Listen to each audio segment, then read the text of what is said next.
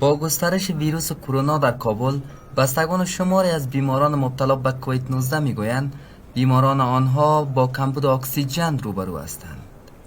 شمار از منتقدان میگویند بیشتر دکتران و مسئولان شفاخانه ها بر اساس سلیقه و روابط شخصی خود با بیماران برخورد میکنند. مریضا تلف میشه به خاطر اکسیژن. اینجا سعی کنید 4 دانه وارد هستن. وارد عاجل، آیسیو، مشکوک، مثبت. مثبت بالا طرف خود میبره، آیسیو طرف خود میبره، مشکوک طرف خود. این بیادر مریضی که پایواز نداره که دیگه نداره، او بیادر تلف میشه، نه برش اکسیژن میرسه. همون کسایی که واسطه داره اون نسخهش میبره تکمیل برش دوام میده دیگه. با امور دکترا امور سرش تای میشه، امور زرق میکنه. یعنی خدا سر شاهد، مادری ما که رفتیم یک دانه ویتامین سی برش گرفته که تا امروز با او خدای یگانه که او نصب امور زرق نکرده. این در حال است که انتقادها از مسئولان و برخی از دکتران در شفاخانه‌های کووید 19 در کابل در شبکه‌های اجتماعی اهم مطرح شده است. بخش عاجل شفاخانه محمد علی جناح پر از بیماران نیازمند بر رسیدگی فوری است. دکتران برای زنده ماندن آنها تلاش می‌کنند.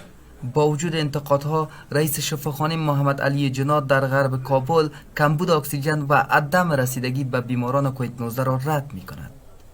تا هفته گذشته یک مشکلات در مورد اکسیژن داشتیم که فعلا اون مشکل تقریبا حل شده. سپلای اکسیژن کمتر بود، خوب مشکلات بود. فعلا ان شاء الله به اون مشکلات رسیدگی صورت گرفته، ولی فعلا مشکلات اکسیژن نسبتا خوب شده، حل شده.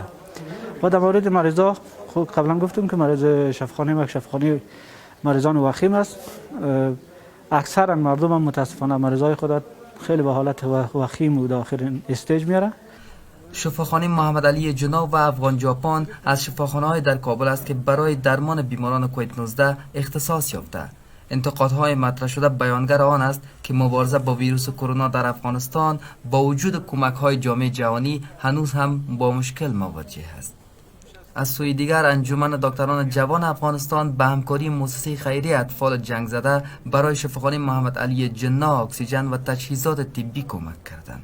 فعلا ما 13 بالون اکسیژن گرفتیم همراه با رگولاتورایش و همچنان 10 پلس اکسیمتر به شفاخانه علی جناح و 9 پلس اکسیمتر دیگه به شفاخانه افغان ژاپن گرفتیم.